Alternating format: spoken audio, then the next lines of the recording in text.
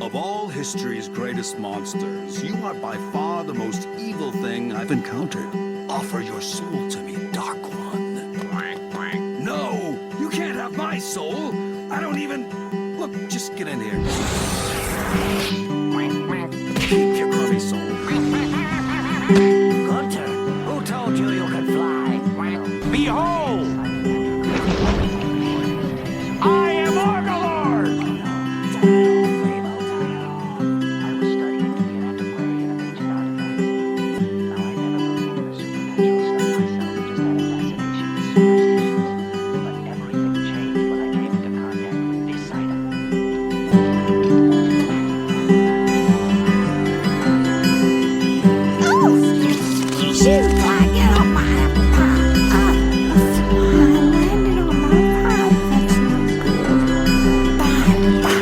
Why are you throwing the pie away?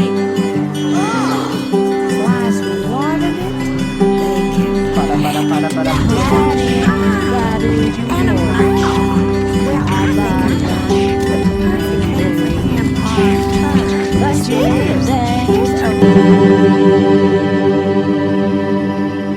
What the junk was that?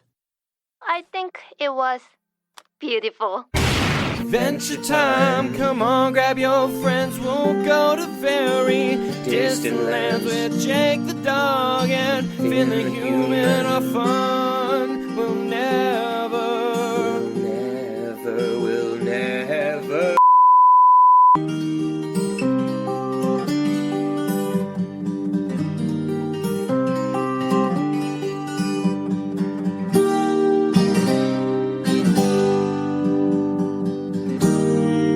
It's adventure time. Welcome to Adventure Time Oddities, where Rob and Ben, but mostly Rob, discuss the cultural significance and phantasmal importance of the greatest show to ever air on television, Adventure Time. But this time it's on HBO Max, isn't that right, Rob? Yes, it is. I think last time we did this, you said it was on the internet this time. Ah. So, yeah, we are definitely in a great position once again. I'm glad we get to do this again, and from everything we know, if nothing changes, we'll get to do it one more time, at least one more time. And we are here to talk new Adventure Time. It is the most exciting thing ever since they announced the release date for this. I'm just like, yes, it's coming. More Adventure Time. 45 minutes of Adventure Time I'm going to get to watch. And I know I talked about it a little bit when before Ben showed up on Cinemodities. I did the BMO Distant Lands episode as like a solo review. And that was really the only one where I was like really worried about what it was going to be. I was worried if it was going to be different from Adventure Time, but my concerns were quelled. Like we said with Obsidian, we were just like, oh, this was great. This was Adventure Time. And I think we're just at the point where if we get new Adventure Time, as long as it's from, basically the same team of people that we keep getting it from, whether it's on HBO, whether it's on Cartoon Network, whether it's on, I don't know, the yellow light of a traffic light or something, wherever I have to watch it, I'm going to enjoy it, TikTok, that could happen. I could see that coming up, But I think it'd be cool if I have to, like that's how they get people to slow down at yellow lights rather than speed up. When it turns yellow, that, shows something, it shows part of Adventure Time. I would just sit around traffic lights all day if that was the case. So I'm glad you mentioned, that it needs to be the same people. I'm reminded of something I read earlier, maybe today, maybe yesterday. Time means nothing. That if it's a sequel and it's not from the original creators, it's really just expensive fan fiction. Sure. And I definitely feel that way. And I agree with Rob. After watching Obsidian, I wasn't really concerned that we were going to get something that's not Adventure Time. Yeah, absolutely. And I guess the best way to start before we get into spoilers, because of course, if you have not yet watched the Adventure Time Distant Lands, the third episode, Together Again, we are certainly going to be spoiling it in this episode. We're going to be talking about everything related to it. But I guess before we get into any of those, we have to talk about, what we thought of it. And so I've watched it twice now. I stayed up till 1 a.m. Eastern my time last night when it came out, and I watched it then. and then I watched it again once more today with subtitles on, so I could make sure I caught everything. I put it on a third time when I was like finishing up my notes, but I didn't really pay attention to it as much because I was reading some other stuff. There's a few references in this episode that I had to dig for, like, where the hell they were getting some of this stuff. Like, we'll talk about, I had no recollection of who Bushi was. They run into Bushi at a certain point, and I'm like, who the fuck is Bushi? And so I had to do some digging to find some of this stuff, which was good. I love that they were so, reference heavy. But so I've watched it twice. I have some thoughts on this. I have one huge problem with this episode, but overall, I absolutely loved it. It's Adventure Time. It's what I want from Adventure Time. It's definitely, Finn and Jake, so it calls back to a lot of the original Adventure Time, like that first season, which Ben and I are covering on the Patreon, which I'm sure we'll talk about a lot in this episode. And I just thoroughly enjoyed it. It's another episode of Adventure Time, 45 minutes long. I'll take it, and I'm very happy with it. If I had to rank them, I think I like Obsidian better. Like, Obsidian might be not only one of my favorite episode of Adventure Time, that just might be one of the most cohesive and well done pieces of animation and storytelling ever. Like, I loved Obsidian so much, but this one was great. Like I said, I'm going to talk about some of the issues I had with this, but overall, I fucking loved it 100%. I actually liked it more the second time because I think I was able to pick up on some things when I wasn't, watching it at like 1 a.m. really tired. But I loved it. So Ben, what did you think about Together Again? I did not love it as much as you did. Okay. It's good. It's Adventure Time. I was a little disappointed. I guess, so like Obsidian, it felt so grandiose to me. It's like we got this whole new kind of part of Adventure Time that we've never gotten to see before with this Glass Kingdom. And we get that here too. But I guess I was a little turned off by the opening that included Ice King. It was like I really just didn't like it very much. Okay. But then, of course, as it goes on and we find out what happens to Jake, like, it made me so emotional, and I was like, I didn't watch Adventure Time to feel things. Sure. And so I was a little bit, that's just not really what I wanted going into it. And so in that way, I didn't get what I expected, which makes it more difficult to enjoy. So I am going to give it another watch, this time knowing what I'm getting into, so I can give it maybe a fairer judgment or assessment. Yeah. But the fact that it was that emotional is like that just caught me off guard because I don't necessarily expect that. Like Obsidian had some emotions in it, but this was different. Yeah, I'm glad you say that because definitely, I think the first one, BMO, is not as emotional. BMO's more of a fun-centric character, like go on an adventure type of thing. Obsidian and Together Again, both, I think, were emotional. I remember or think of Obsidian as kind of like a more happier type of emotion, like that had a happy ending. Not that this doesn't, but that was much more of a Princess Bubblegum and Marceline's relationship. I don't know. I kind of felt good about the emotions I was feeling. This was a much more kind of melancholic sense of emotion, and it really hit me at a lot of points where you have this Finn and Jake. And this episode, I think, kind of does act as kind of the closure to their arc type of thing in many different ways. But it was definitely a different sense of emotion in this one. And I felt it too. Like there's a lot of heavy moments in this episode. And Ben, you are not alone. Like the internet in response to this in like the, less than 24 hours since it come out, there's a lot of people like on Reddit and stuff saying it was like, well, I expected to cry. I didn't expect to cry for 45 minutes though. That type of thing. So yeah, I mean, it's, the other thing I was thinking to kind of, what you said, I knew that Obsidian was going to be a tough act to follow. And because Obsidian, like I said before, I think is so good. And the other thing is, I don't know if we've gotten to say this on the Patreon with Adventure Time, or I've said it on this, on the main feed the few times we've discussed Adventure Time before. Like, Adventure Time starts with Finn and Jake, and then as the show goes on, the whole universe of Adventure Time gets fleshed out much, much more, and there's more characters, and we get so many episodes that focus on other characters. Don't get me wrong, I will always love Finn and Jake, but Finn and Jake are nowhere near, like, my favorite things about this show. And so when we got this episode, I'm like, yeah, it's about Finn and Jake, and I really like that. But I'm more into seeing, like, let's flesh out, Marceline and Princess Bubblegum, or let's flesh out, the Ice King and Betty in the finale, and let's flesh out BMO and stuff like that.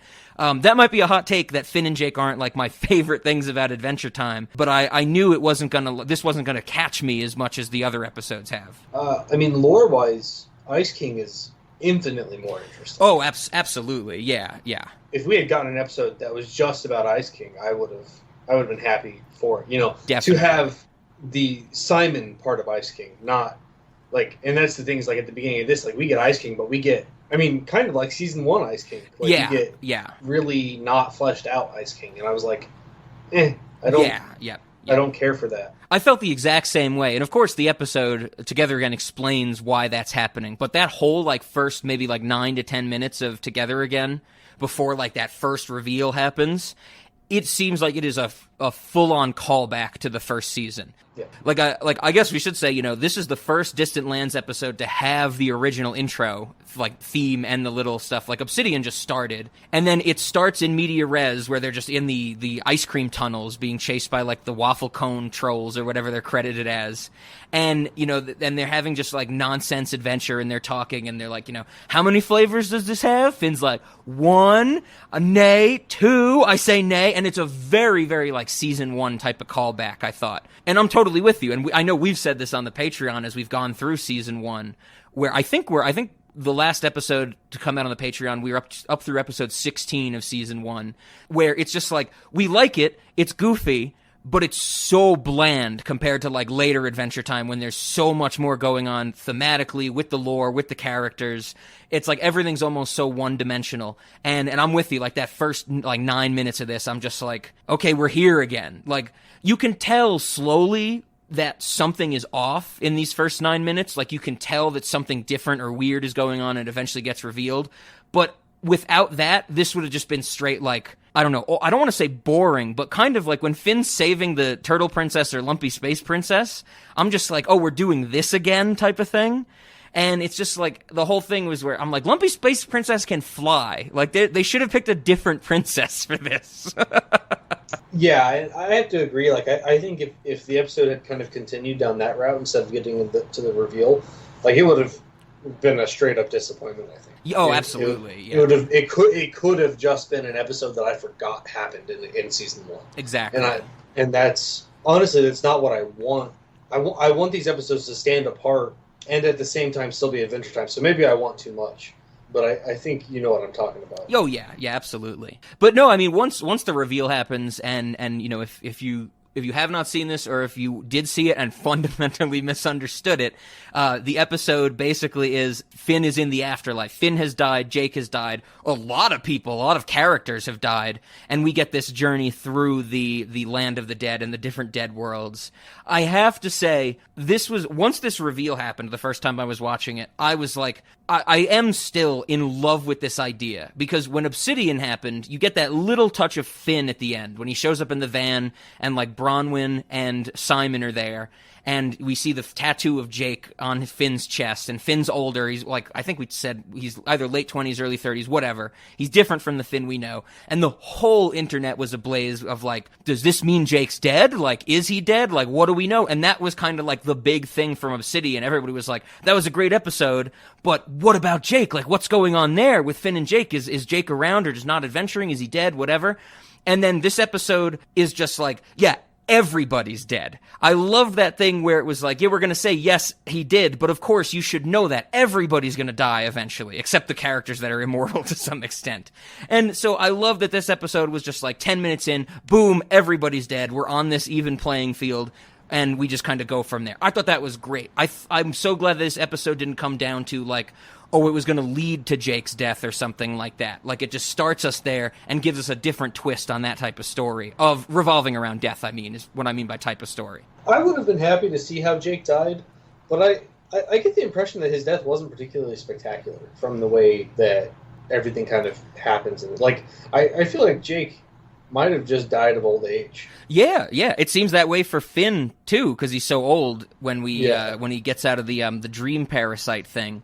And, like, dogs do die earlier than humans. Like, this, and I suspect the same is true for these, like, Tree Trunks the elephant and, like, yeah, you know, the pig that she's married to, and Wyatt, who apparently is miserable forever. Yes.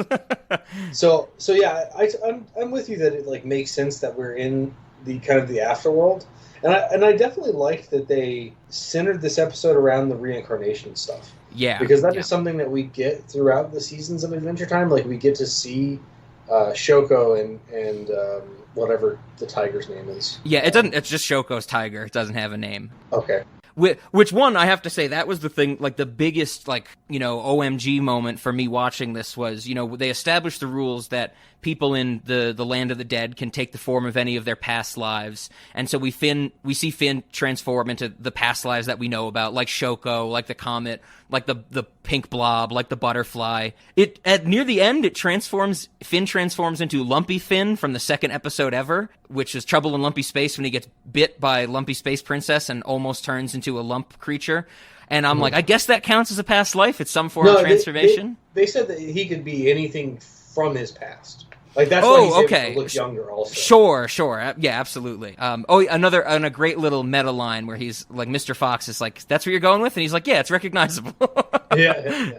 But the big, oh my God moment was, you know, they established this rule, and then later on in the episode, we see Jake turn into Shoko's tiger, which has never been established that was one of his past lives. The only time that was ever established was in, like, 2014 on, like a message board that one of, like, the writers was on and said something like, oh, we want Shoko's tiger to be one of Jake's past lives. But, like, this was finally confirming it type of thing, which was really cool that, you know, we have this notion that, you know, Finn was Shoko and Jake was Shoko's tiger. Like, they're inextricably linked type of thing.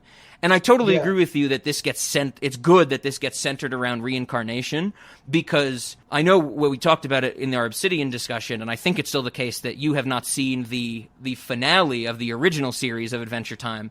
Like, the thing that I really liked, I still love the finale. That's one of, like, my favorite episodes of the whole show. It's really closure on, like, a lot of different storylines and more of, like, the land of Ooo. Finn and Jake don't get, like, a specific closure. This episode is much more like a closure to them together, but it's heavily implied that in the finale that they get reincarnated. And I like that this episode kind of states that explicitly, where it's like, yes, Finn and Jake are kind of, you know, this almost elemental forces that they're able to get reincarnated, and they're, you know, almost inextricably tied together type of thing. And that's really neat. That's what we want from Finn and Jake, I think. I mean, and we even get an explicit statement from Life herself when she's like, oh, these two come as a pair. Yeah. And she makes, like, a carrot and a potato or something. A carrot and whatever it was. Yep.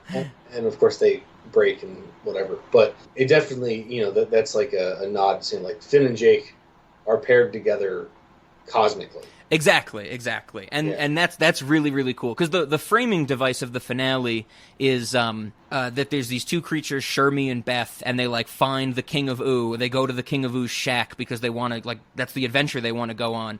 And it turns out that the King of Ooo, like, thousands of years into the future for when the main series takes place, is BMO. And BMO, like, tells them the story of the Great Gum War and, like, what the series is leading to in the finale. But it's very clear, it was very clear to me, but it's heavily implied that Shermie and Beth are reincarnations of Finn and Jake. And it's never stated explicitly, but, like, this closure in this episode says, like, oh, they're gonna keep getting reincarnated together, and, you know, they might not go directly to Shermie and Beth, but they'll get there eventually. Because I think they even get reincarnated as, like, tiger type creatures in the comics and stuff like that. So it's kind of good that we have this explicit thing. Like you said, they're cosmically linked. And that's what we want from Finn and Jake, you know? We want them to be these elemental forces that will transcend space and time. And I like that, you know, we don't... I would hate if it was something like Finn gets reincarnated, but he turns into, like, that bug that, you know, Life is like, enjoy my gift, and little bug's like, I won't, and then just goes into the kiln or whatever. I like that, you know, Finn and Jake have this, they're more important to the universe than these random bugs or carrots and potatoes and stuff like that.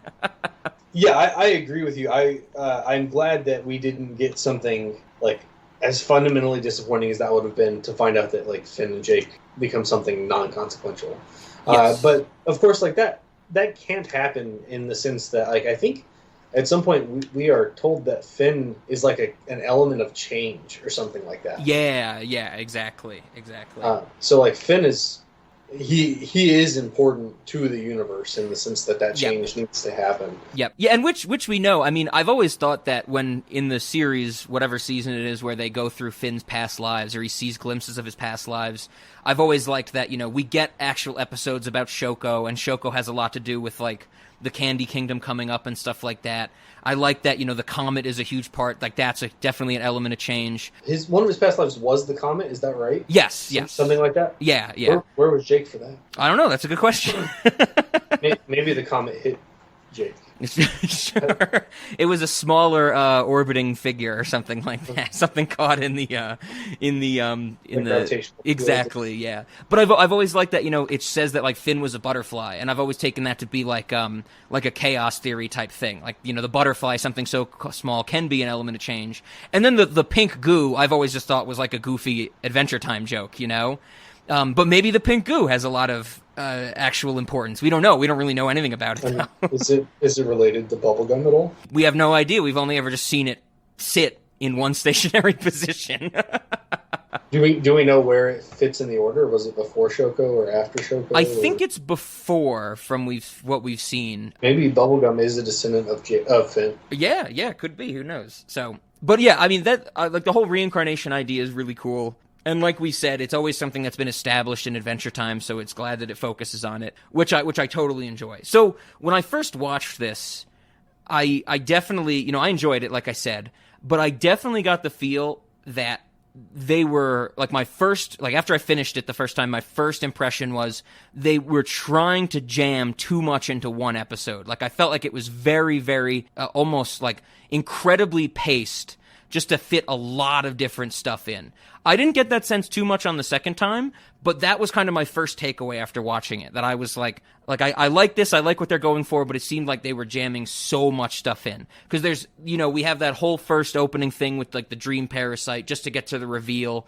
That whole first 10 minutes almost is, rendered inert by the fact of the reveal. Then we get like the rules of the land of death. He goes and meets New Death. He travels through a bunch of different worlds really quickly. He gets to Joshua and Margaret, which is an emotional moment, but it seems like it's just done away with very quickly. He finally gets to Jake. Another emotional moment, but they kind of just realize that they're back together again very quickly. I don't know. I just kind of got this sense that it was like there was so much crammed into it. And I guess the second reveal of this episode is that the big bad of the episode is the Lich again, which I do love. I always love seeing the Lich. But the first time that I watched it, I was like completely like, I thought it came out of left field. I was like, what is this? Like, the Lich is here now. Like, this is almost a completely separate episode. Watching it the second time, there is a lot of setup implying that the Lich is controlling New Death, like in all the New Death scenes prior. And I was like, oh, I just didn't pick up on any of that. I just thought it was Adventure Time nonsense and not like an actual setup for the Lich to appear later on. Did you hear the Lich tell him to bite his dad? Shit like that? Yeah, but there's even earlier, like when New Death first, like the first time New Death shows up, we see him just like chugging energy drinks or whatever. Yeah. And he pulls out his right hand and he talks to it and he's like, thank you for the strength you've given me, thank you, we're best friends, and he kisses it. And it's like, I should have realized that, because at this point of Adventure Time, even before the finale, the Lich is just a hand in this universe. And I'm like, oh, I should have realized that. And even before it's shown that the son bites Death and takes him over because the Lich like tells him strike now. Death is like, I want you to rake, and New Death has that great line where he's like, freaking like Zen rake or something. All right, I'm here. What do you want? Oh no, not this crud again. Ugh, my friend's waiting for me. Ugh. Freaking Zen rake. I don't care if you hate my new friend. He's cool. He's got a cool vibe. What have you ever done for me, huh? Maybe scrape stupid shapes in your stupid sand? And while he's raking and messing up patterns, he's like, Dad, I know you don't like my new friend, but he's got cool vibes and stuff like that. Like, there's a lot of set. I'm like, oh, okay, and I think that's one of the wonders of Adventure Time, where things might happen in Adventure Time episodes that I just write off as goofy Adventure Time nonsense, but it turns out it's actual, like, sowing the seeds for storytelling and stuff later on. So that's why I tried to watch it, or I try to watch these twice, especially when we're turning around this quickly.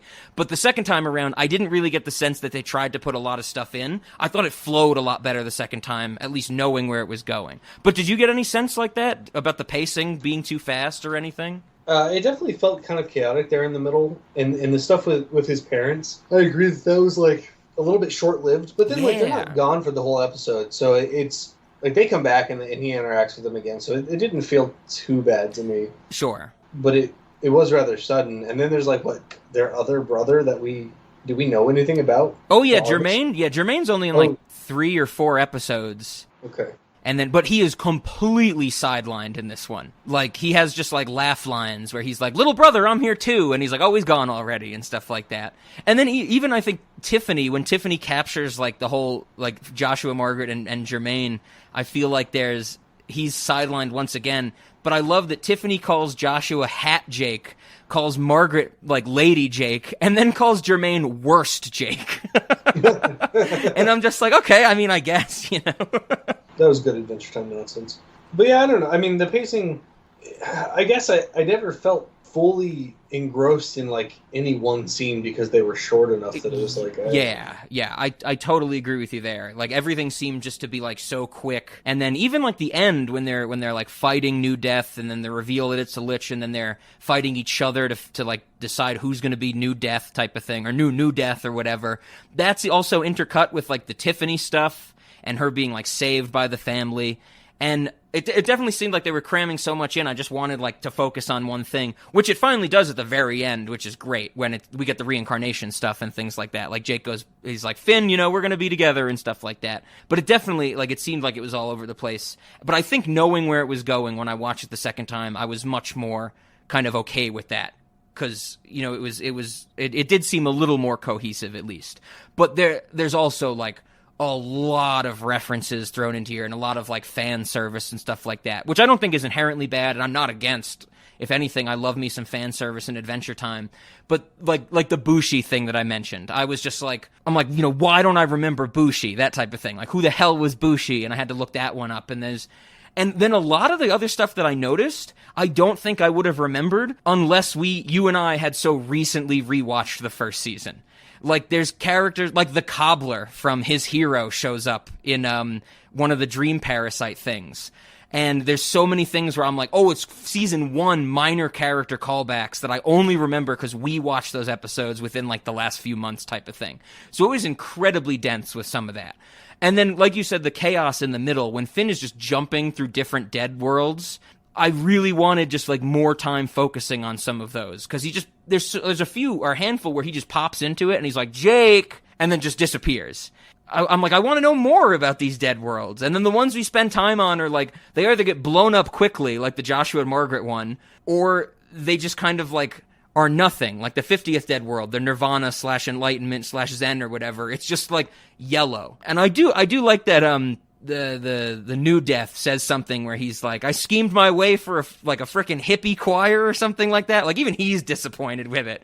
So it was really weird to make that decision where it was like they never really spent too much time in any one place. They didn't focus on any of these worlds that were really cool. Like, there's one point when Finn goes to, like, some dead world that's, like, musical, and there's, like, sound waves and stuff in the background. And I'm like, I want to know more about this dead world, you know? But then they end up stopping in the one that's just, like, Joshua and Margaret's house, or just, like, yellow tears. I don't know, it seemed like they weren't, like, balancing the interesting artwork with, like, the places they were going or something like that. Which I know I've had issue with in the first season as well. Yeah, I kind of felt the same way, that, like, the places that we spent any time were rather boring. Yes, yeah. And that's, I agree, it seemed like a weird decision, and I don't know, I didn't, it's part of why I didn't, like, love this episode, because it's like, we didn't explore that much about the dead worlds, mm-hmm. which I would have much rather gotten more information about how the dead worlds work than to see glimpses of a bunch of them. Yes. And I guess it's true Adventure Time fashion that they would just not tell us something. Sure. But unlike the rest of Adventure Time, it's not likely that we're going to find out more about this. Yep. Unless they get a renewed contract and actually want to make more Adventure Time, which I'm down for. But yeah, yeah, I'm with you. It was kind of like, you know, like you said, the places we spent weren't the most interesting, and then so many of them just get, like, destroyed so quickly. And then even, like, the final battle takes place in, I think, what they call the observatory or something. And it's a very kind of, it's not a boring might not be the right term, but it seems like very easy to animate. Like, it's just the same pattern repeated, you know, that type of thing. Like that eye hole looking thing to view on the other dead worlds and stuff like that. Well, and especially after how beautiful Obsidian was. Yes, like, yes. all of Obsidian. was gorgeous, and this I didn't feel like the animation was quite as sharp, and I don't know if that was an intentional thing because of the callbacks to season 1. Mm-hmm. It's like it wasn't as wonderful to look at the whole time. Yeah, and that brings up a good point, to what you said, where in Obsidian we got this new place. We got the Glass Kingdom, and we got the outlands of just the world. We saw that bunker that was the gas station, the bunker, all those dilapidated old technology places, and that was good fun. And I feel like they flourished with that. Maybe there's something here where it's they know it takes place in the land of the dead, which we've been to before in a few episodes, and so they're kind of restricted to the artwork of what we've seen there before, which is the very bland gray area type of thing, and then the skeletons are just skeletons for the most part. But then even Death's Castle wasn't very anything grand or anything like that. And so I kind of wish there was something new and we got something they could play around with the artwork a little bit more. What season was that they go to the dead world? I think the first time it comes up is in season 2, and then I think there's some mentions of it later on when the Cosmic Owl gets more involved in the story. So they very well might have been limited. That's a good point. That they might have been limited by what has already been done, but I don't think they should have held themselves to that. Yeah. For the dead world, I mean, they went through so many of them. Mm-hmm. Why not have most of the story take place on one that's not what we've seen before? Yeah. And then, they kind of do that at a certain point when the 50th Dead World gets destroyed, and everybody's kind of in I think it's the first Dead World, but the first Dead World is so uninspired artistically because it's just a mud pit. There's just a bunch of time where a bunch of characters are in mud, and it's very just the story is moving along at that point, of course, but it's just very much just okay, there's a bunch of characters in mud, and then they're not in mud, they're on top of Jake while he's standing in the mud type of thing. And, it's just very kind of simplistic in relation to some of the other ones that we see. One of the Dead Worlds I mentioned is the musical one, which I think is really cool. One of them is there's a giant creature with a mouth, and other creatures are walking into it. And that one looked very interesting. So you guys are eating each other. Yeah. Which I didn't entirely understand, because it seemed like only one thing was eating a lot of other things. Yeah, exactly. But yeah, so that definitely kind of takes away from the how grand this episode seemed, for sure. I'm with you there. And then, but I think maybe they were focusing more on it's this is our land of the dead. We can jam in so many other characters. Like you mentioned, we have Tree Trunk's Mr. Pig, all of Tree Trunk's ex-wives, ex-husbands and stuff like that. We get Joshua and Margaret. We get Bushi, I mentioned. You just reminded me of the scene where Wyatt or Tree Trunks and Mr. Pig are in the level 1. Yep. And Wyatt's I'll show you how she likes to be hoisted. Yeah, and he knocks over their tower of people to get up to Jake, and I'm I think Jake could totally just try and help them up, basically. He could lower himself any amount. Yeah. So in that level 1, this is my big problem with the episode. This is the one thing that I'm very disappointed in with this episode. In the level 1 of the Dead World, we see multiple times in that mud and sitting on Jake and whatever, we see Maja the Sky Witch. And Maja the Sky Witch has nothing to do. She just sits in the background. She has no lines of dialogue other than maybe a grunt or something when something happens, when they get put in the mud or pulled out of the mud or whatever. This is so fundamentally disappointing to me because Maja's arc in the show is so long. She's not in a lot of episodes consecutively, but you can map out all the stuff that Maja does and influences in the world. And then even there's a point in time where Maja hits her head and gets put in a coma, and she gets taken away by the ancient psychic tandem war elephant, and we don't see her forever until the finale when Betty, the Ice King, and Magic Man, who's Normal Man at that point, are trying to use her powers to summon Golb and stuff, the second act of the finale. And there's a moment when it's in the finale, it's great because Maja shows up and they're using her as like this energy conduit, and she's still in a coma, but they don't realize how strong the energy is. And in the finale, the energy causes Maja to come out of her coma, and she gets like Super Saiyan, and she goes, supercharge Maja, but then the energy keeps growing and she explodes. Like, we see her die in the finale. And I loved that, where they're using Maja and her arc in the finale, but she's almost about to go full evil again, because she's a very evil character, and then she blows up. What? You're trying to stop me? When I'm this close to harnessing the most powerful force in the universe and finally saving you? Yeah, I guess. Right, Finn?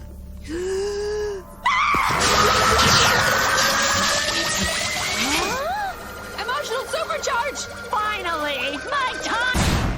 And so I really wanted her to do something. Like, I do not believe for a second that Maja would just be sitting in the afterlife, like, not doing anything. Like, she would have been the one in the Land of the Dead searching out the Lich or something. Or she would have searched out, like, other evil characters. Like, she should have been, like, a minor antagonist in this. I found it so upsetting that they took a major villain and just sidelined her, like, just sitting around not doing anything. Because she's put in the same category as Wyatt, as Chuskus is there in Level 1 Dead World for some reason. There's, like, Blargatha, Slime Princess's sister, that got one episode where she's a villain. Like, I was so upset that Maja gets sidelined with, like, very low-tier villains when Maja was, like, summoning ancient entities trying to destroy kingdoms throughout the series. And I was like, God damn, I was so upset. That's my big problem with this episode. Because if they just didn't use Maja, I'd be fine with it, but then take her out of the background. Like, take out Maja from just sitting there and put in any other minor character. Even put Lemongrab, I'd be fine with. Like, even put in, just someone that we saw as a one-off that I'd have to Google to remind myself of who it is or something. But putting such a big villain there with nothing to do, especially a villain I really like, just bothered me. And all those scenes, I'm like, Maja, do something! I'm like, get angry at Finn and Jake for putting you in a coma for a very long time! Like, come on, do something! And it was no good. I wish I had a Twitter. I would tweet at people about this. Yeah, that sounds pretty terrible. Obviously, since I haven't seen the finale and stuff, I don't even remember her going into a coma. But she's a big deal. Yeah, yeah. One of the episode where she goes into a coma is called Something Big. That's the title of the episode, where she's even trying to do something big. She is a big deal. I was very, very disappointed. It doesn't make a lot of sense to me that they would make that choice. Yes. Unless it's like maybe the worst attempt at fan service you can get, where it's like, oh, people will remember her. It's like the people who do remember her are not going to understand why she's doing nothing. Yeah, 100%. And you're right, like the way that she's bad, she would have tried to take over the underworld. Yeah, which I would have been fine if, like, if we had her being influenced by the Lich, that would have been a really cool team up. Or, like I said, even as, like, a minor antagonist, where, Finn is told, like, New Death doesn't stop him from trying to find Jake, and then, like, along the way he encounters Maja or something as another obstacle type of thing. And we just don't, she's just sidelined, and I don't like it. I don't like it one bit. Yeah, well, and now that you mentioned, having someone like that team up with Jake, or not with Jake, with the Lich, the person who does, or the snake thing that does team up with the Lich, that's an entirely new character, to my understanding. Yes, yeah, we've never seen, it doesn't even have a name other than New Death. Like, we don't even have a name from before it bit Death and took over Death's role. And yeah, I guess it's Death's son, but that's, like, so irrelevant to anything that's going on. Yep. Other than, like, that's why it had access to Death. But Maja would have made a much better New Death. Absolutely. Taking over the underworld, inspired by the Lich, whatever. The only thing that maybe makes that okay is if that mud that they were in, like, obviously they're stuck in it to some degree. Yeah. I guess if she was stuck long enough and, like, just entirely lost her mind, or, like, became catatonic or something, sure, like that I could maybe get behind. But I would be much more intrigued by New Death being a character that I'm familiar with than it just being this, like, muscle-bound snake thing. Yeah. The angry, like, teenager motif that we get from this, from New Death. That's the other thing. I don't like that he's only called New Death. I wish we had some other name for it. But, New Death's fine. That's just a minor gripe. I'm totally with you that, I would have loved to see Maja as New Death being influenced by the Lich, or any of our, like, established villains or anything like that. That would have been great. But I do have to say, one of my favorite things about this episode was the voice performance of New Death. Like, I loved New Death's voice actor, which I had to look up and I want to talk about a bit, but I loved kind of just like, I mean, I didn't love like the angsty teenager vibe that he gave off and how he's like chugging, you know, energy drinks and just kind of like flexing in his room when he's introduced, but I loved kind of just how his way to handle like him being the New Death is that, you know, we learn that it's influenced by the Lich, but he's trying to get to these dead worlds and destroy them. And I feel like he had good banter with like our Adventure Time characters. Like there's when they get to the 50th dead world, he has that line where he's like, I schemed my way to a hippie choir, and he's like upset about what the 50th dead world is. And they're like, no, it's enlightenment, it's Zen, it's a state of mind. And he's like, that's the dumbest thing I've ever heard. Like, they puts the stutter in the voice acting, which I really liked, where he's just like, What a ripoff!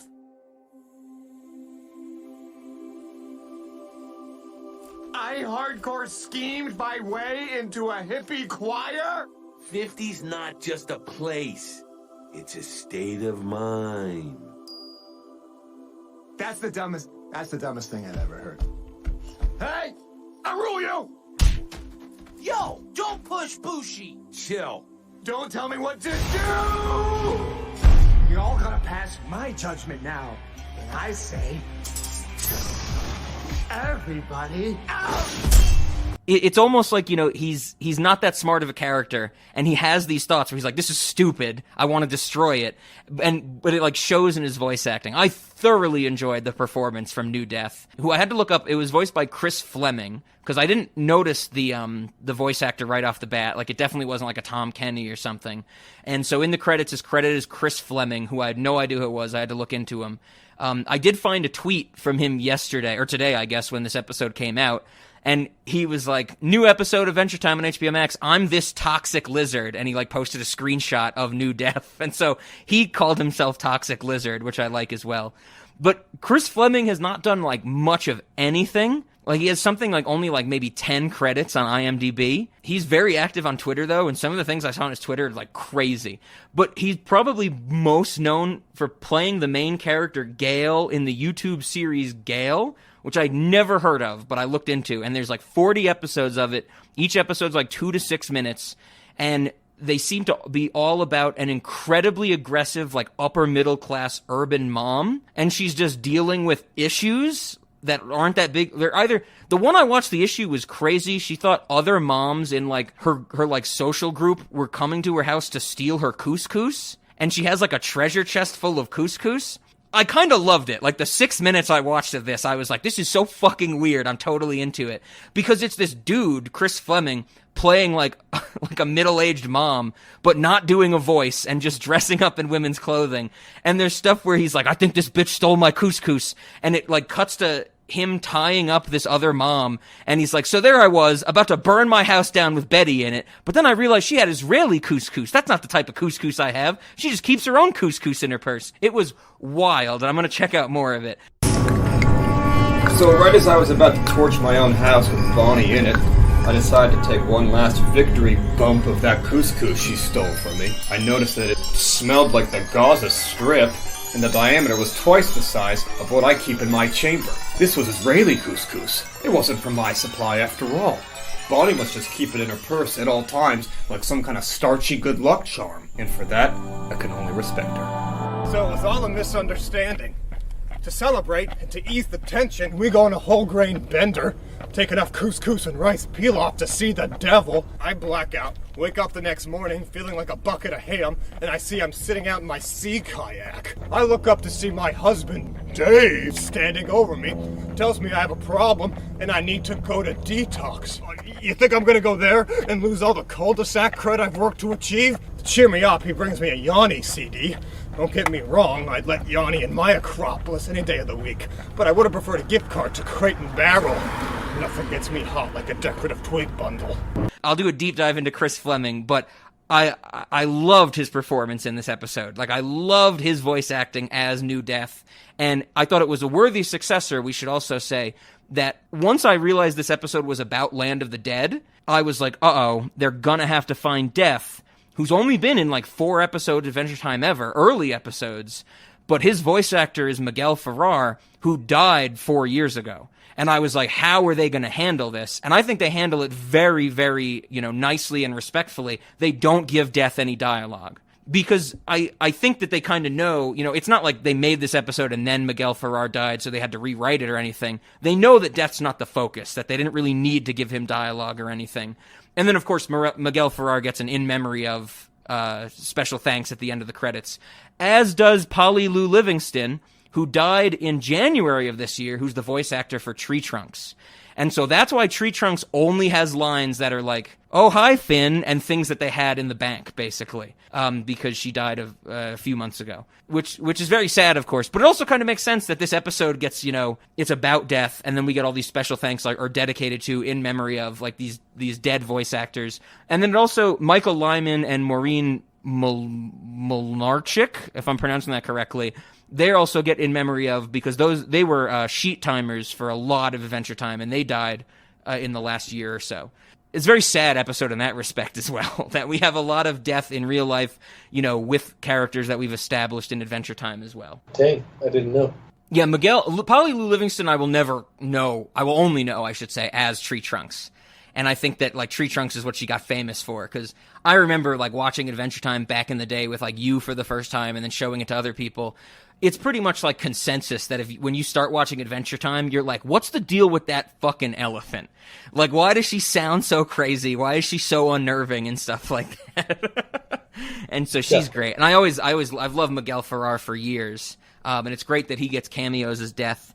But I thought it was respectful that they don't give lines to Death. They just make him like this stoic character who just wants to zen rake. And I think that's what we've seen of him in Adventure Time. He just kind of wants to chill out and zen rake, and he's friends with Peppermint Butler. Why does he zen rake? Do we know? No, I don't think we know specifically. It's just kind of like, I don't know, maybe very calming if you have to rule the land of the dead with all these different levels. You kind of want to clear your head at a certain point.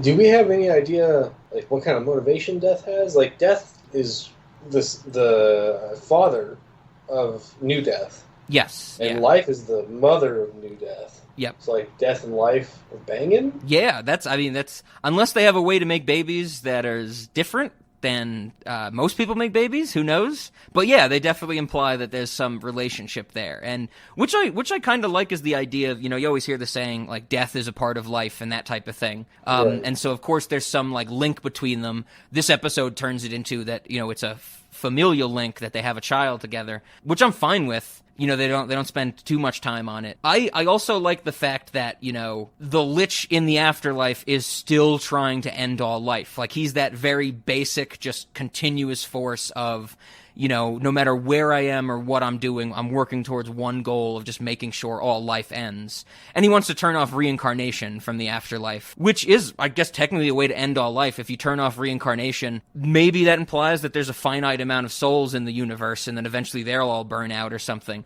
But I totally, like, once I picked up on all the setup for the Lich throughout the episode, and then the Lich gets revealed, I'm just like, okay, I buy this.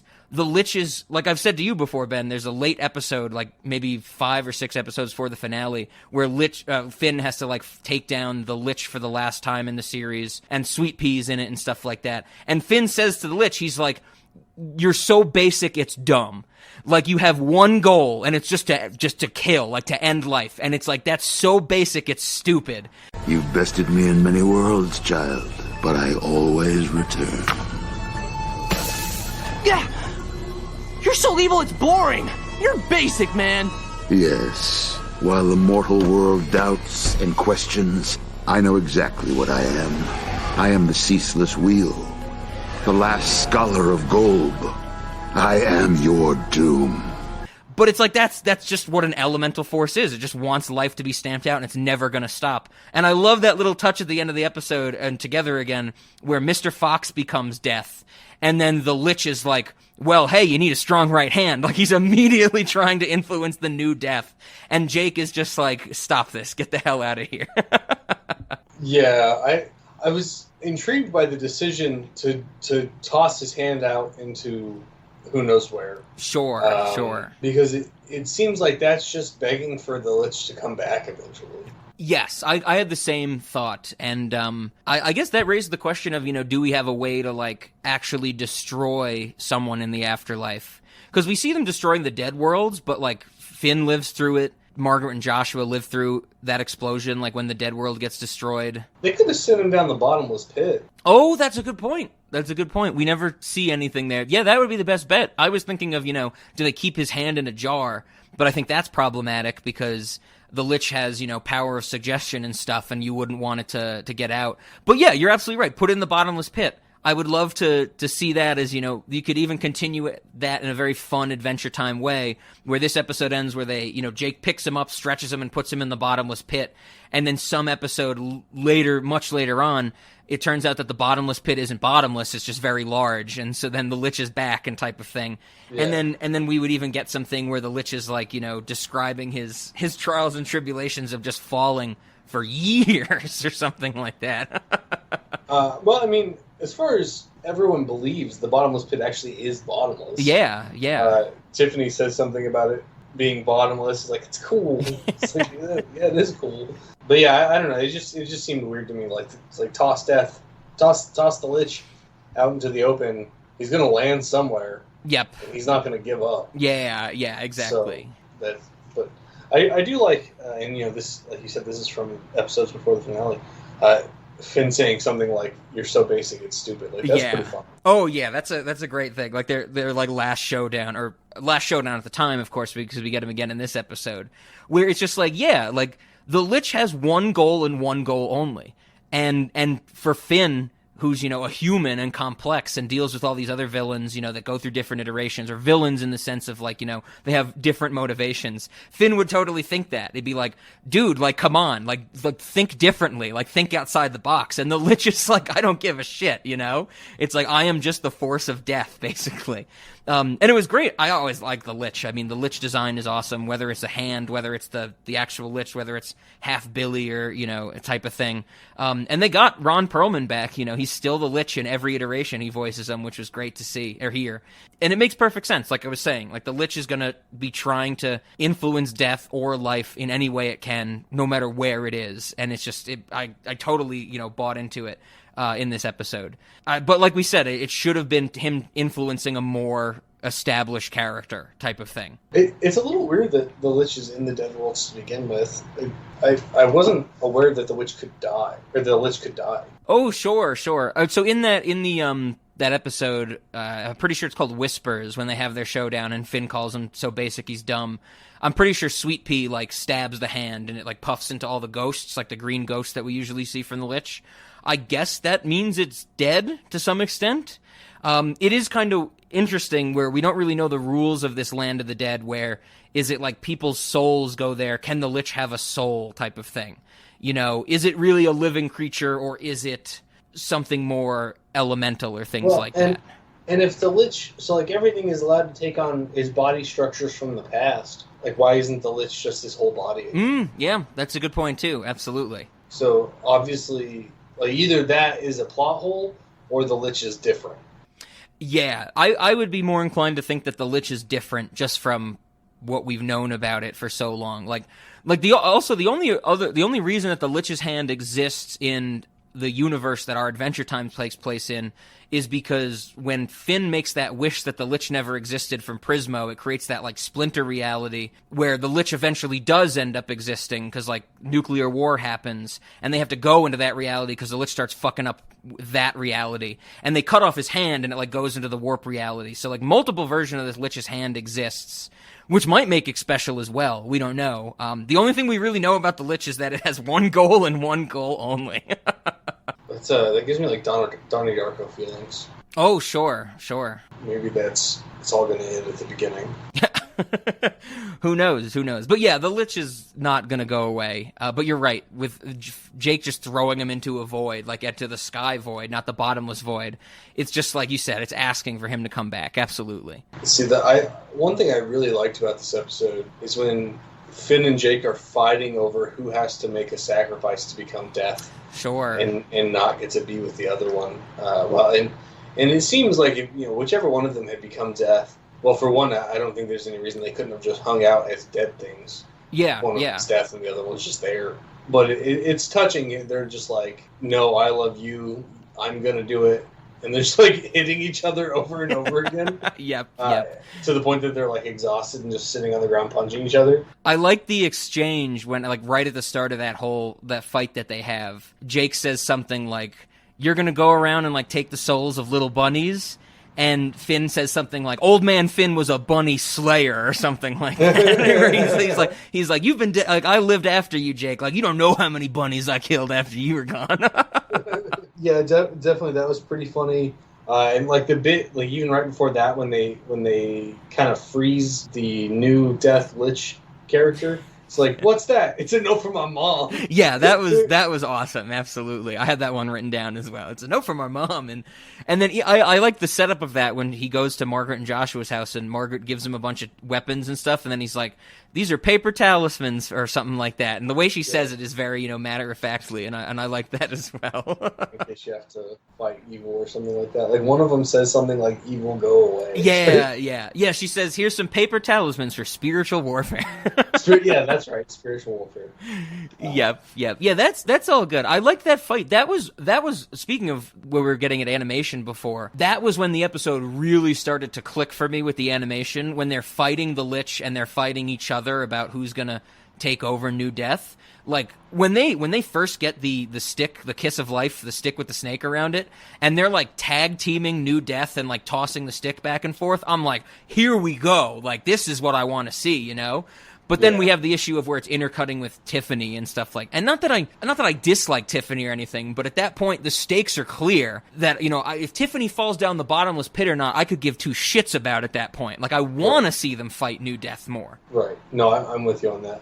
And I definitely have to agree. The tossing the stick back and forth, the kind of like misdirection they were doing with it, and keep away style fighting that they were going through. That reminds me of like the City of Thieves shit. Yeah, absolutely. All the handoffs and things like that. And even that whole like scene is kicked into overdrive, where we have this, like the fight is made more interesting, I think, just because it's like initiated by New Death not thinking anything can hurt him. Like he doesn't know that Finn and Jake have the kiss of life that can actually do damage to him, because we see them try and interact with him and they just fly through him. And so New Death is taken aback by that they have a weapon that can actually fight him. And then Finn and Jake are confused because they're like, I thought he was going to blow up or something when we hit him. And they have this weapon that they actually have to fight him with. And so the whole dynamic that they set up with that great animation is just fantastic. And I'm like so enthralled.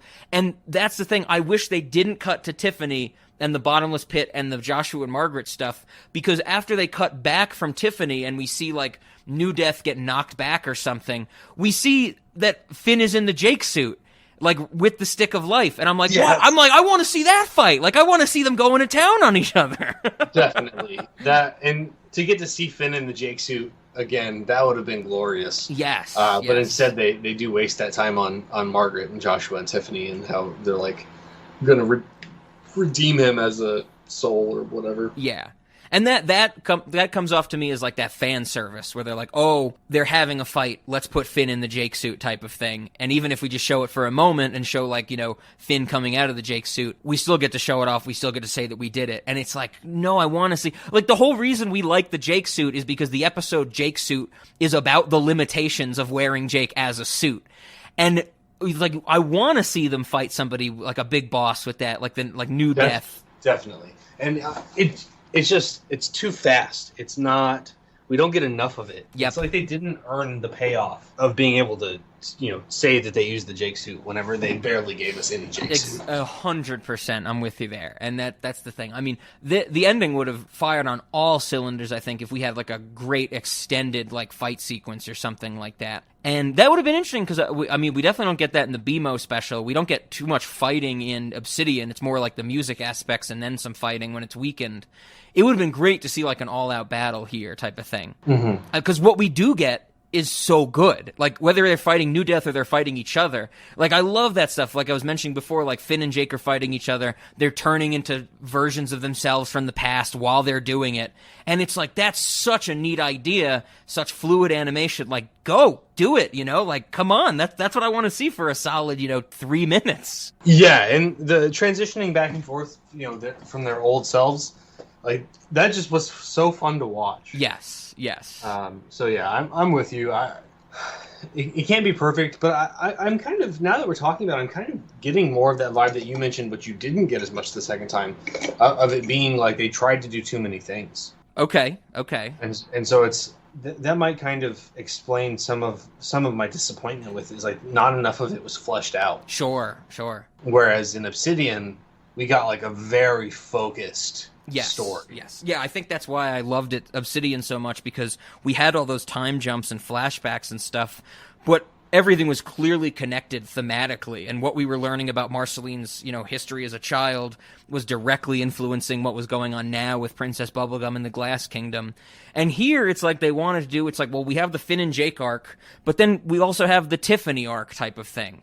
And like I said before, it's not that I dislike Tiffany, it's just like, Tiffany is not the thing that I want to know more about at this point in Adventure Time. And I mean, I'm glad that Tiffany, after all the bad stuff we've seen Tiffany done, that Tiffany gets some, reclamation of a family and Joshua and Margaret and stuff like that. But it's like, okay, I would have been fine if that was a throwaway thing of fan service, where it's just like, Tiffany's good now. I would have been like, okay, give me more of the arc of New Death or Maja being influenced by the Lich or whatever it is, and Finn and Jake, and just focus on that. That would have made it so much more tighter, and it would have been much more satisfying from like the narrative of Adventure Time. I also think we see at the end of the finale, when we get like a lot of like flashes of like what happens to certain characters, we see Tiffany, and Tiffany's like fine. Tiffany's like wandering around or something. And so that's another thing. It's like, I feel like we got some closure with Tiffany from the original series. I didn't really want any more. That was not a character where like a Finn and Jake or like a Simon or like a Magic Man I want to see more of. Tiffany's always been one where I'm just like, okay, yeah, that's another, maybe not even tertiary character, like further down the list, I think I can honestly say I have never cared about, and probably never will care about, Tiffany as a character. Right on. I've kind of always thought that Tiffany as a character was like filler. Sure. It's like, when the anime has passed the manga in terms of story, gotcha. Just give it nonsense. Gotcha. So it's like honestly, for any of this episode to revolve around Tiffany at all is also kind of a disappointment for me. Yeah, I'm with you. I feel that same way, where it's like, oh, Tiffany's the one they pick, and then I feel like my feeling on that is compounded by seeing Maja do nothing in the background. Sure. Yeah, Maja does nothing. We don't, like, they could have given us Flame Princess, who was only relevant for, like, a couple months of Finn's life, and I would have been much happier to see, to have to see that kind of awkward interaction between them, where it's like they dated for some amount of time and things got weird, and like that payoff would have been better. Fuck this squirrel. Oh yeah, yeah, definitely. like to find out that his obsession lasted beyond life. Yep. Like that would have been more interesting. Absolutely. Than finding out that Tiffany's obsession lasted beyond life.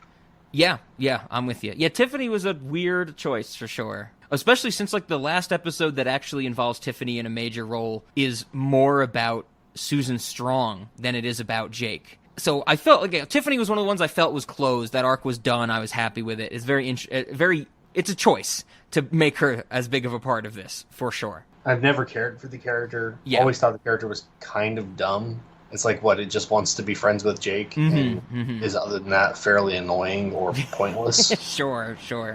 So I would have never needed closure. They could remove Tiffany from Adventure Time, and I'd be happy. Gotcha. And instead, they made Tiffany a main character here. Yeah, it's a choice, absolutely. Like, we could have gotten the lawyer's son that was screwing over Jake at some point, or any of Jake's children. Yeah, he's got enough of them. They could have done so many things, and instead, and I don't know, maybe Rainicorn gives them some amount of immortality, and that's why they couldn't do that. But that's what I was thinking too. Is that there might be some age thing going on with Rainicorn and the Rainicorn puppy hybrids, that they wouldn't be dead around the same time Finn is. But we don't know. So I'm with you. It's fucking the Duke of Nuts. Just any character I can imagine would have been better. Sure. What about Normal Man? Like, why didn't we get any Normal Man? Yeah, I don't know why we don't get any of that. That would have been fine.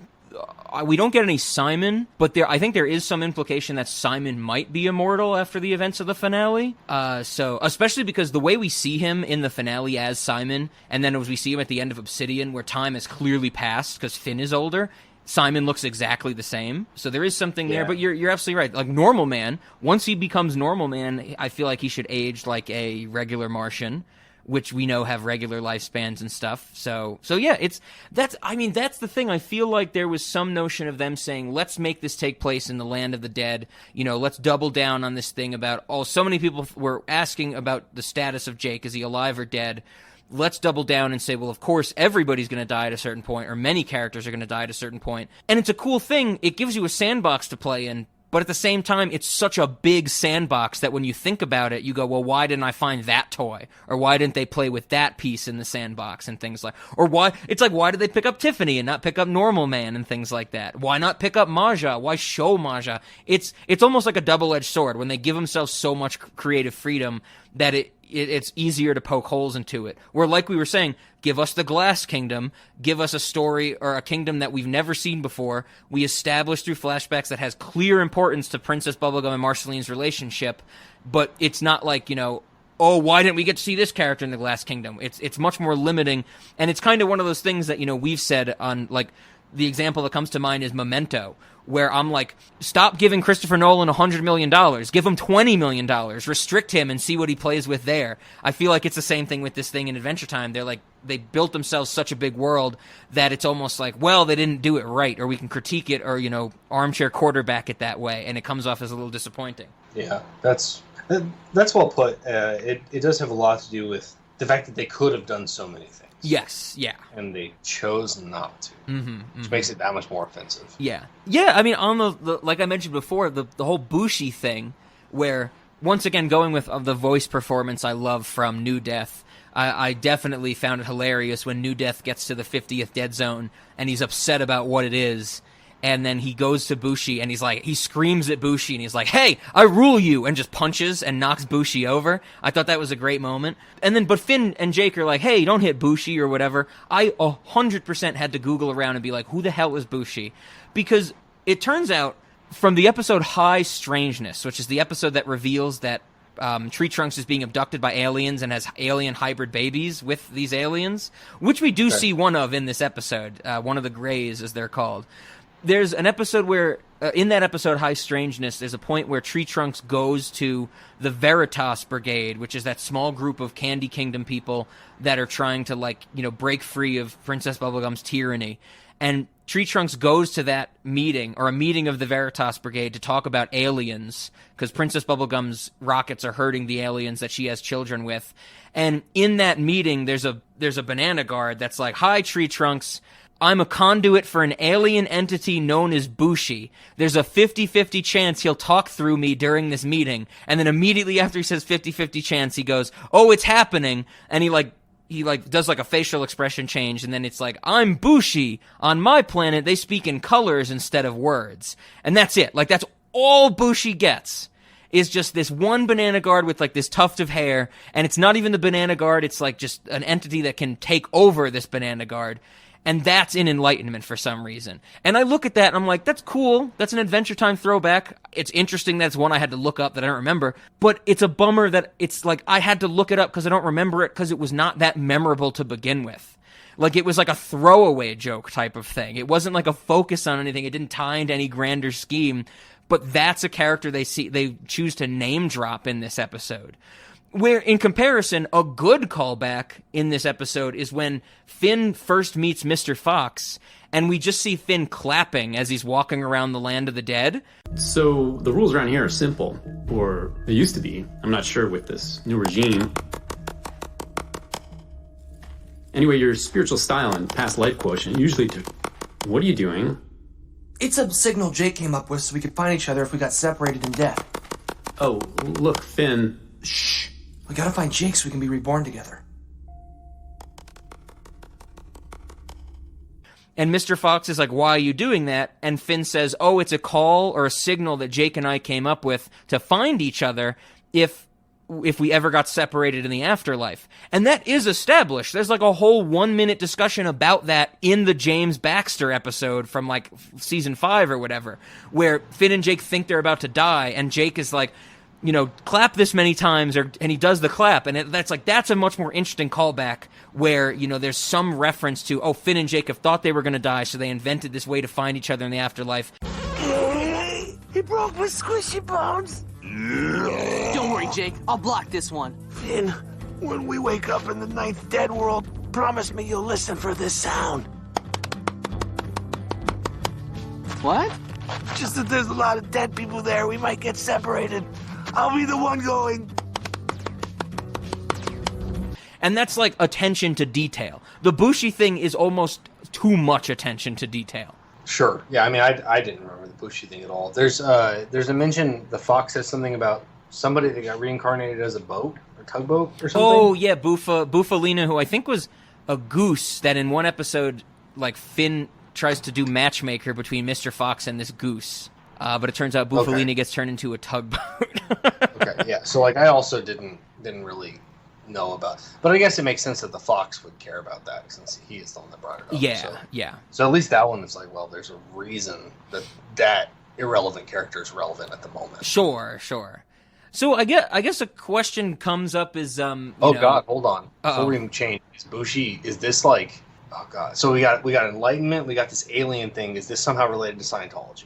Oh, actually, now that you say that, Ben, you might have just cracked it open, because when we get to see Life's domain in the underwater realm of life, I believe they call it, the souls that Finn and Jake come out as souls, they go into fish, other souls come out and Life puts them into clay and puts them in the kiln to be reincarnated.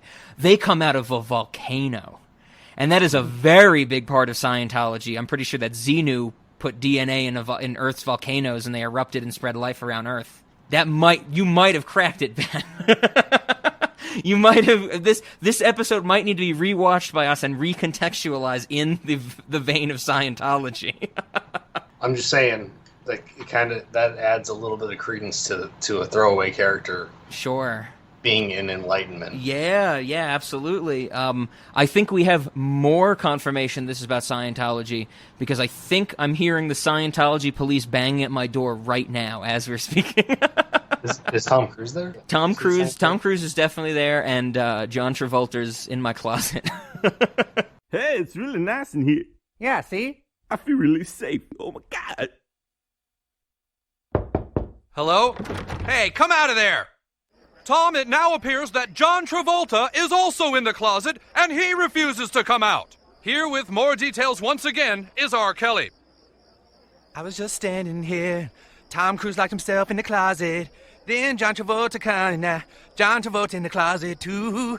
Please, Tom Cruise and John Travolta, come out of the closet. But then I calm myself down, and I pull out my gun. Oh, Jesus, here we go with the gun again. So one of my questions that I had is when I was watching this for the first time, and, you know, Finn and Jake are fighting about which one's going to become New Death, in that moment I was definitely thinking to myself, like, which one is it going to be type of thing. And it does make some narrative sense that, you know, oh, they don't, because they're going to get reincarnated, you know, one of them doesn't become the essence of death or the new death type of thing. It turns out to be Mr. Fox. I kind of liked that Mr. Fox becomes Death, because Mr. Fox, whenever he shows up throughout the series, he's in episodes that are very, like, existential or philosophically inclined. Like, there's the episode where Finn, like, astral projects, and it's an episode just about basically, you know, talking about, like, what does creativity mean in the grand scheme of things. That episode, Jake the Brick, where Jake just is a brick somewhere, and he's, like, talking about life and the simplicity of it, like, Mr. Fox is in that. So I kind of like that Mr. Fox, who we really only see in these existential, like, settings, gets to become Death, and makes Death a little better of a place because all the souls get pillows, which I kind of think is nice, you know? Where it's not like everybody gets mud or something, you know? They get these pillows. Yeah, and they're not going to make you sneeze. Doesn't he say something about dust mites having souls? He definitely some says point- that there's a lot of dust mites in the land of the dead. I think he said something about them either having souls or being able to have souls. Okay. Or something like that. So I think he was like, I don't know, asserting that breathing them in somehow was like worse of a problem than. I don't know. I did only like manage to watch it once because I had to work today. I could have swore he said something about dust mites have souls. That's why all he wants is a hyperallergenic pillow. I'm only a low-level clerk guy, working slow and steady toward my ultimate goal. A hypoallergenic pillow. What? That's really all you want? There are a lot of dust mites around here. Apparently dust mites have souls and dies, which I did not know about. But what did you think about Mr. Fox becoming death? Were you fine with it? Did you have any issue? Yeah, I mean, that didn't bother me at all. Actually, I think I liked that a lot more than one of Finn or Jake becoming death. Sure. I like that Mr. Fox is somebody who's like very meek. Yeah. And he now leads the underworld, and I think in a lot of ways, like, I don't know, that just kind of vibes really well with me. He's chill, and death should be chill. Yeah. That's like the one time you're going to get to relax eventually. It should be chill. Yes, I 100% agree, and we should totally like see. We should have got like a little shot where we have Mr. Fox as Death doing his Zen rake, like he takes over the Zen garden type of thing. Sure. Well, yeah, and that's Death, old Death already was chill, and now we got Mr. Fox who's new Death or new Death. Yes. Yes. Yeah, That's Mr. Fox is cool. I've never had a problem with Mr. Fox. It's always been interesting, like you said, a very meek character to have that as a fox in Adventure Time. And the times we see him in the series, it's always very like, it is kind of weird. He's a very strange character. But see, that's one of those more minor characters where, in contrast to Tiffany, I really love that they pull like Mr. Fox there because they don't give him much of a focus. Like, he does become death and plays a big role in it, but it's not like we're constantly cutting away to Mr. Fox and it's like, what's he doing now in the episode or anything like that. Definitely. And if they had spent more time focused on him, I might have had more of an issue with him. Yep, exactly. He is very much a background character in this episode until the very end, where he's like, "You guys shouldn't be fighting over a stick," and Yeah. like accidentally becomes death, and he's like, "Hooray! I get my pillow!" And like, yeah, it works out for him. He's chill. It's just So I'm with you there. If they had cut away from exciting fights with snakes to Mr. Fox looking for a pillow, I would have very much hated it. So. Yep.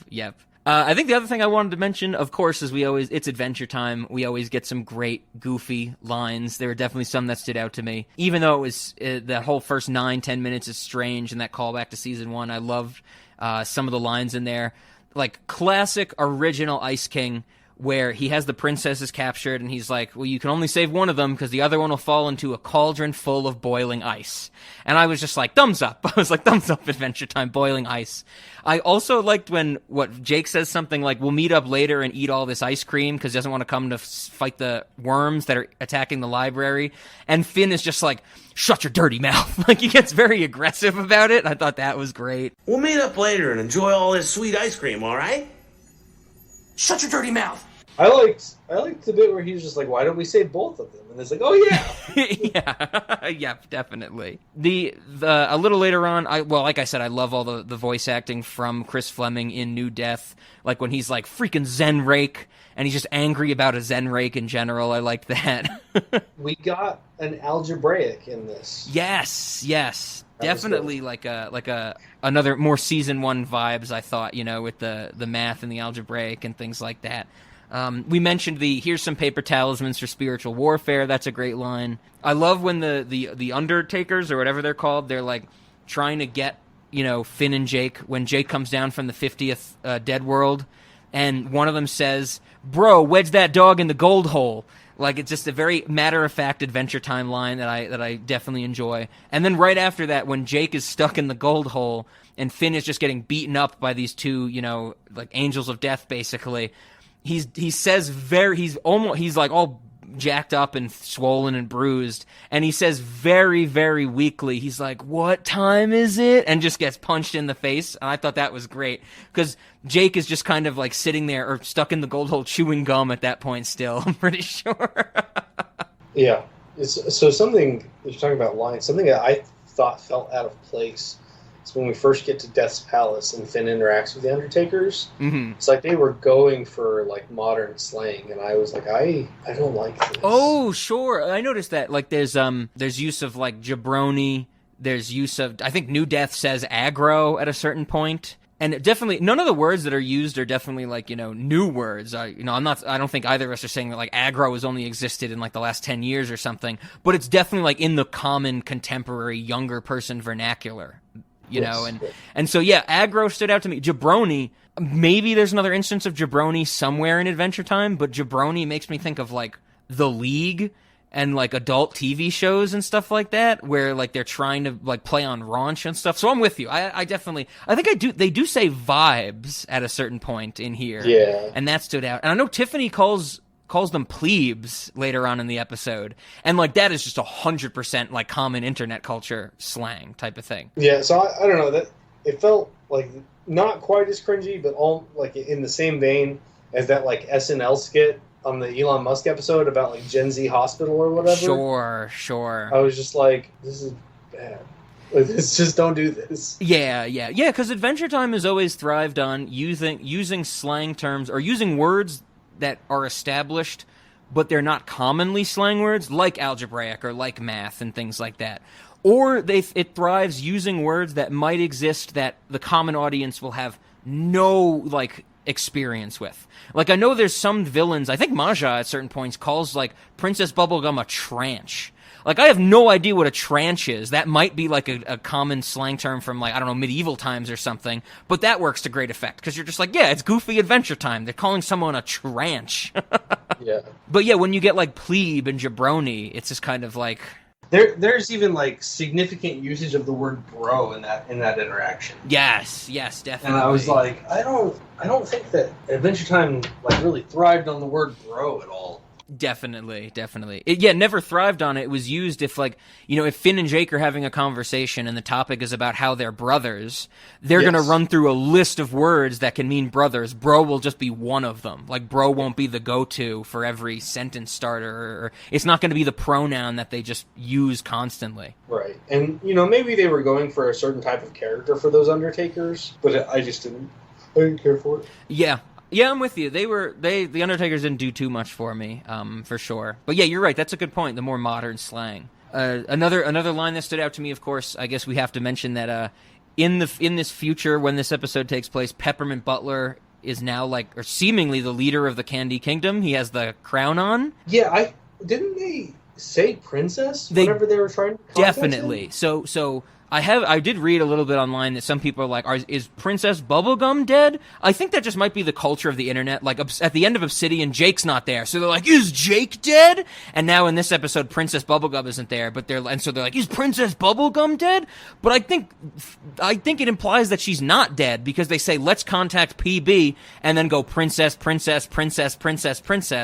which I take to mean I think that they're looking for Princess Bubblegum, the character. Yes. I don't think that there's any establishment that whoever has the crown becomes the princess. I think we've only heard that once, when Starchy at one of the Slumber Party episodes, Starchy makes one of the fake crowns and calls himself Princess Starchy. I don't think that the ruler of the Candy Kingdom gets the title princess or anything like that. So I'm not sure, but I didn't take it to mean as I took what them saying princess, they were referring to Princess Bubblegum as we know her. Right, but then why did it go to Peppermint Butler? And also, they materialized in front of a statue of Princess Bubblegum? Yeah, in his in whatever little office he was in or something like that. And they didn't at all seem surprised that they were talking to Peppermint Butler. Yeah. So I wasn't sure what they were going for there. It was just definitely some really strange misdirection, if nothing else. But I don't know. It felt okay. Like you said, princess. Now you're giving me Peppermint Butler, and nobody thinks that's weird. Yeah. That one I definitely had some confusion about that as well. But then of course it just goes like you said. They have no issue that they're talking to Peppermint Butler, and then I definitely liked the little joke where Peppermint Butler's like, "I'll help you out, but a favor for a favor. Finn, I want your permission to use your bones for a spell." What kind of spell? A bone spell. Sure. And then also when he's like, well, you can't forget though. Is like something about you don't know where my bones are. He's like, I already have them. And he does. He already has his bones, and Finn's like, oh, okay. So I like to think that Finn has perished, and Peppermint Butler's first thought might be like, man, Finn's gone. He was a cool dude. Got to get his bones. Well, yeah. And did he use some flesh-eating insects to clean the bones? Yeah. Did Finn fall into something that destroyed his organic material, but not his bones? His other soft, fleshy material.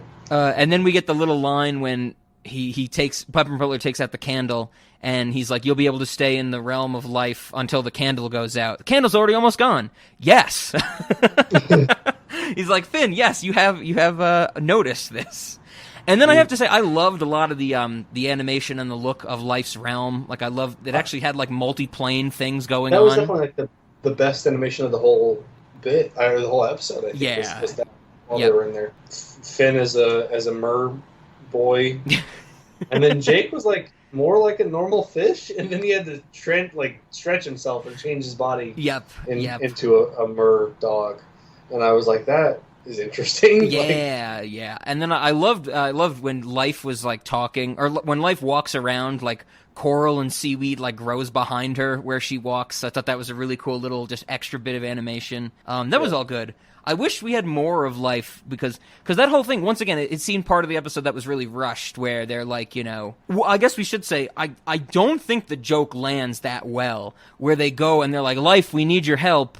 There's this new death that's taken over the realm of death, and he's like a real loser. We hate her. His parents must have sucked too. And she's like, he's my son. And Jake's like, oh, he must just be nervous at work or something. I didn't think that joke landed very well, or it wasn't very, a good joke or anything like that. A very common joke.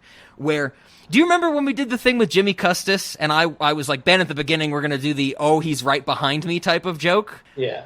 And I explicitly was like, I want to do that joke because it is so stupid. That is a fundamentally stupid, easy joke, and I feel like that's what they did in that little bit of the episode as well. And but then even it feels so rushed because Life is like, oh, he's my son, and then Finn and Jake are like, well, he's donking stuff up in the realm of the dead, and she's like, well, he can do whatever he wants, and then it turns out that she doesn't have the ability to reincarnate anymore, and she's immediately like, well, okay, now you can kill him type of thing. And it just seemed to be so quick. I would have loved more about, just what is life, the embodiment of life in this universe. Let's learn more about that. And it is cool we get her doing the clay stuff and, all these things belong together like we mentioned earlier.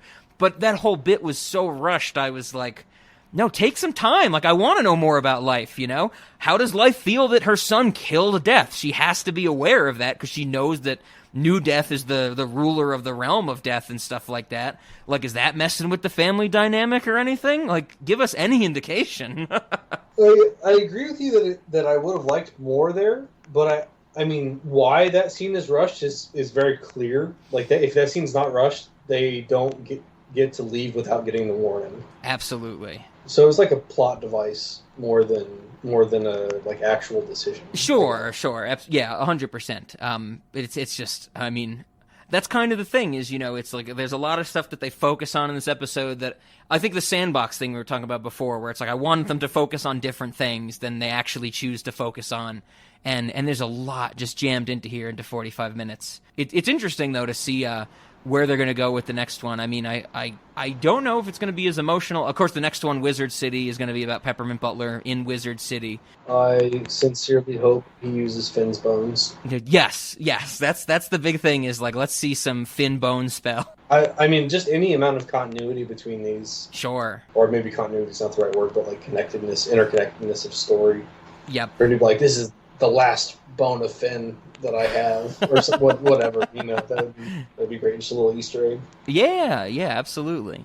I think other than that, they have some references to other minor characters that are, like I said before, season 1 things that it's I see it and I'm like, oh, that character, and a lot of it they're relegated to the sidelines, the background. They have nothing to do. I think the last thing I wanted to mention is I didn't go back and watch the other 2 Distant Lands episodes. But it might exist in those, but in Together Again, it really stood out to me that there seemed to be natural commercial breaks worked into this. Did you notice that? That was so weird to me, because some of them near the end worked well, as they seemed to be like an extra pause on a black screen between scenes.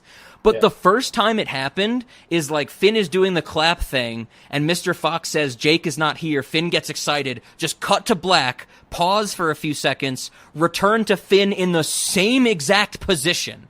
And I was like, what the hell? And I that's the thing, I didn't look into it. Maybe these, I know HBO Max is region restricted. Like, you definitely read a lot about people on Reddit that are like, how can I watch this because HBO Max isn't in my country and type of stuff. Maybe the plan, this plays on HBO Max in North America. Maybe it'll air on TV somewhere else, so they had to put natural commercial breaks in. But like the first 2 times it happens in this episode, I was totally jarred by it.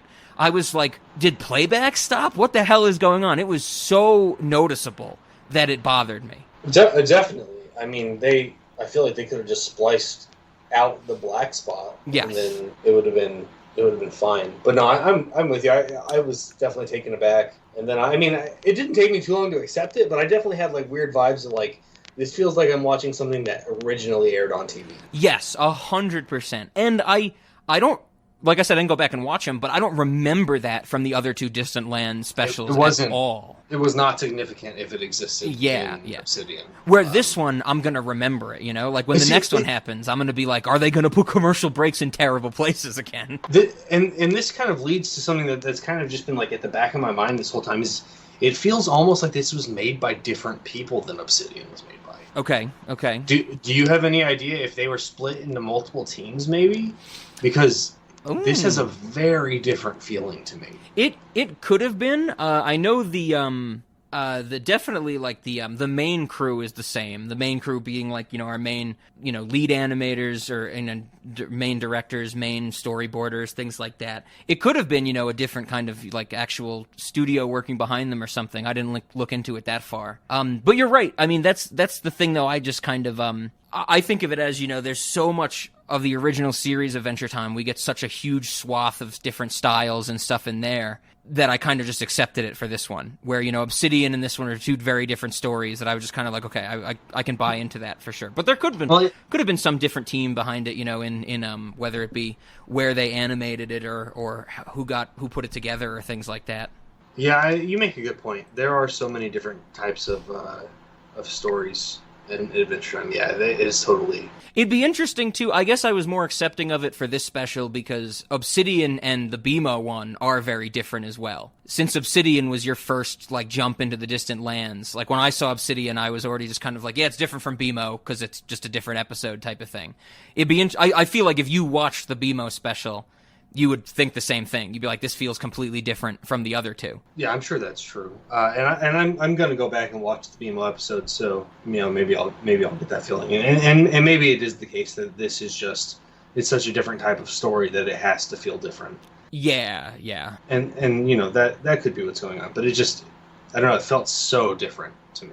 I hear you 100%. It definitely did. The BMO one is it's the funnest of the 3. It's the least emotional. It's like BMO going on an adventure, and then Obsidian hits you with such a great story and stuff, and then this, like we said, is much more emotional in a different way. So, I mean, I think that there were about 5 months between the first 2. There was about 7 months between these last 2. So we can only hope that we get the next Distant Lands sometime later in 2021. But I'll be ready for it, whenever they want to pump it out, and then I'll hope for the day maybe they'll order more because they only ordered 4 here. I don't know how things are measured and for HBO Max. I don't know how much like money, if they can measure how much money this will make or anything. But it's not like people have forgotten about Adventure Time. People are still talking about it, watching it, so that's always a good thing. Right. Any final thoughts from you on Together Again? No, I think we covered it all. It's Adventure Time. Yeah. So this is, we only get these for these Distant Lands. These are our special one-offs, our bonus episodes on the main feed. If you like hearing us talk about Adventure Time, if you want to hear us talk about, I guess true Adventure Time or the original Adventure Time, that's what we're doing over on the Patreon, which I know we've mentioned before and we mentioned earlier in this episode, but we're mentioning it again, god damn it. Every month, right in the middle, we release another discussion of Ben and I talking about Adventure Time.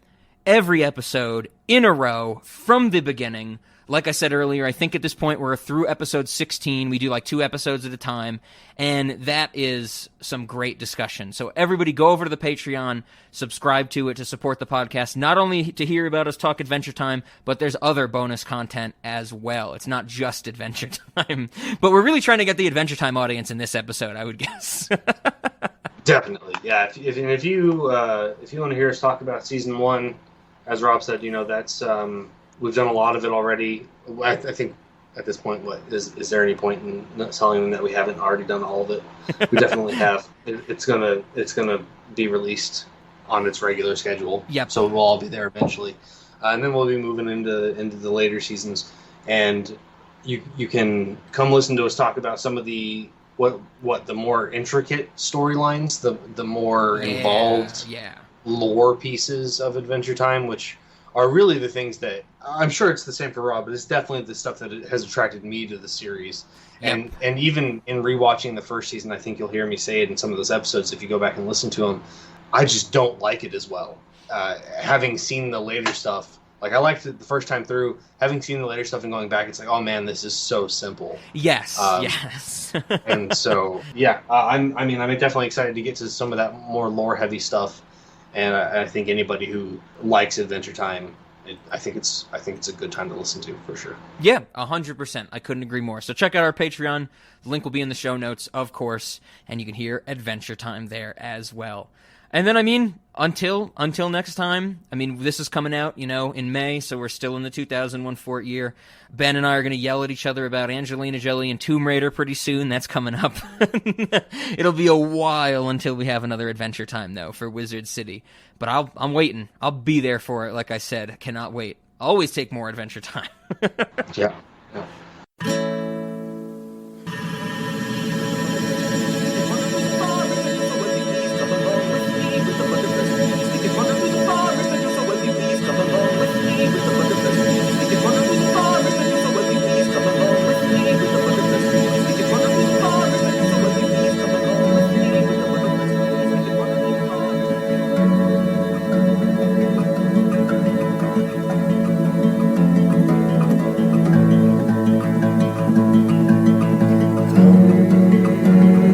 Along with me,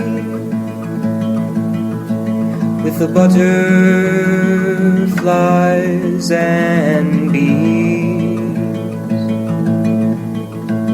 we can wander through the forest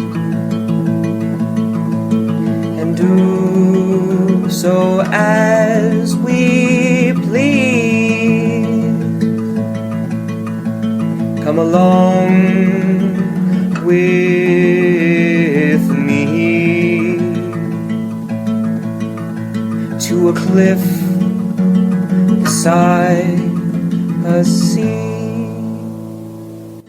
Frederator, Frederator, Frederator, Frederator, Frederator, Frederator, Frederator, Frederator, Frederator, Frederator, Frederator, Frederator, Frederator, Frederator.